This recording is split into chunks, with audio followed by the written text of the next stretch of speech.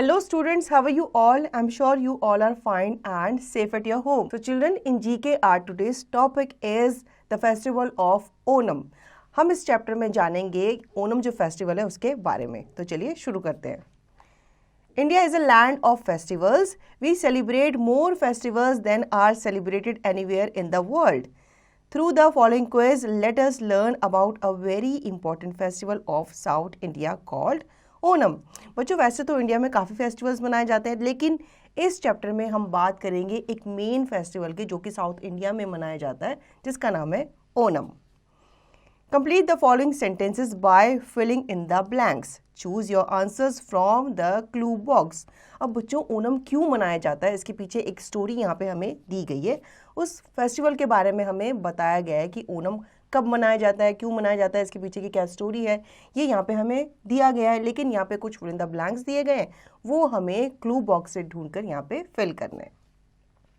सबसे पहला है Onam is the main festival of the state of dash. अब यहाँ पे पूछा गया है कि ओनम कौन से स्टेट में मनाया जाता है, तो ये मनाया जाता है केरला में. Second, It falls generally in dash or September depending on the positions of stars. अब ये बच्चों 2 मंथ में मनाया जाता है, या तो इसमें या तो फिर सितंबर में, लेकिन ये डिपेंड करता है स्टार्स की पोजीशन के ऊपर. तो ये मनाया जाता है अगस्त या फिर सितंबर में, दोनों मंथ में से ये एक मंथ में मनाया जाता है, लेकिन ये डिपेंड करता है किस पे, स्टार की पोजीशन पे. जैसे स्टार की पोजीशन अकॉर्डिंगली आती है तो उसके अकॉर्डिंग ही ये फेस्टिवल मनाया जाता है. Third, according to legends, long ago a king and wise king dash ruled in this region. अब बच्चों यहाँ पे पूछा गया है कि एक ज़माने में, मतलब एक टाइम पे एक लेजेंड हुआ करते थे और उन्होंने इस रीजन को, मतलब ये जो साउथ इंडिया का जो ये पार्ट है, स्टेट है, यहाँ पे क्या किया था, राज किया था. उस किंग का नाम क्या था, उस किंग का नाम था Mahabali. Fourth, he became so powerful that even the gods started fearing that he may overtake their heaven.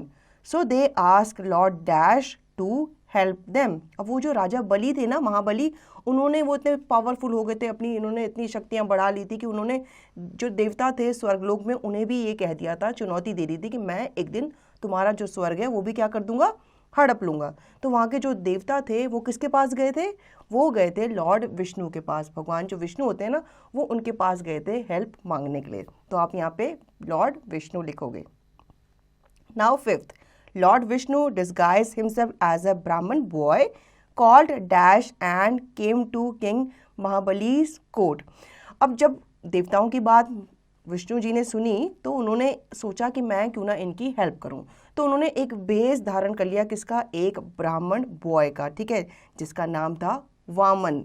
फिर वो उस बॉय का भेष धारण करके कहाँ गए, महाबली के कोर्ट में गए. Sixth, Vamana requested the king to donate him as much land as he could cover with his dash steps. अब वामना ने वो, अब ब्राह्मण का भेष धारण करके गए, तो जब आपके घर में ब्राह्मण आता है ना बच्चों, तो आप क्या करते हो, उन्हें भिक्षा देते हो ना.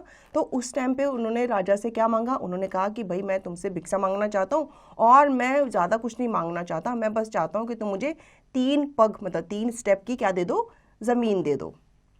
Seventh, when King Mahabali granted him his wish, Lord Vamana grew to immense size and he covered all of the dash in the first step. अब जब उन्होंने बोला अरे ये तो बहुत मामूली सी बात है, 3 पग जमीन चाहिए तुम्हें तो ले लो, तो जैसे ही उन्होंने बोला कि जाओ मैंने तुम्हें 3 पग जमीन दी, तो वैसे ही जो ब्राह्मण वामना था ना, जो बॉय था, वो इतना बड़ा ग्रो हो गया, इतनी लंबी उनकी हाइट हो गई, उन्होंने इतना ग्रो हो गए कि उन्होंने फर्स्ट स्टेप में ही हेवन को क्या कर लिया, अपने पैरों से कवर कर लिया. तो आप यहाँ पे हेवन लिखोगे. Eighth, in the second step he covered the entire dash. अब जैसे ही उन्होंने अपना सेकेंड स्टेप उठाया ना बच्चों, तो उन्होंने क्या कवर कर लिया, उन्होंने पूरी धरती कवर कर ली. तो आप यहाँ पे लिखोगे earth. Ninth, with no more land left to give, king Mahabali requested lord Vamana to put the third step on his dash. अब जब उन्होंने एक पैर में स्वर्ग रख लिया था, स्वर्ग मांग लिया था, दूसरे पग में उन्होंने पूरी धरती मांग ली थी, तो उन्होंने कहा अभी मैं अपना तीसरा पैर कहाँ रखूं. तो महाराजा जो महाबली थे उन्होंने क्या कहा, उन्होंने कहा कि आप जो अपना तीसरा पैर है वो कहाँ रख लो, मेरे सर पे रख लो, ठीक है। तो उन्होंने अपना हेड जो था उन्हें ऑफर किया, तो आप यहाँ पे हेड लिखोगे। Third, lord Vamana did so and pushed king Mahabali down to the dash. अब उन्होंने जब देखा कि इसने तो भाई मुझे अपना हेड ऑफर कर दिया है, तो लॉर्ड वामना ने क्या किया, अपना जब उन्होंने पैर उसके सर पे रखा तो उन्होंने उसे क्या कर दिया, अपने पैर से पुश कर दिया, ठीक है। जब वो पुश कर दिया उन्होंने उसको, तो वो कहाँ गिर गए, वो गिर के पाताल लोक में चले गए। मतलब उनका जब उन्होंने उनको लात मारी यूं कह लो, तो उनको महाबली को उन्होंने कहाँ भेज दिया था, पाताल लोक में भेज दिया था, जमीन के नीचे भेज दिया था। तो आप यहाँ पे लिखोगे neither world. 11th, Lord Vamana, however, granted him a boon that once in every year he could visit his subjects again.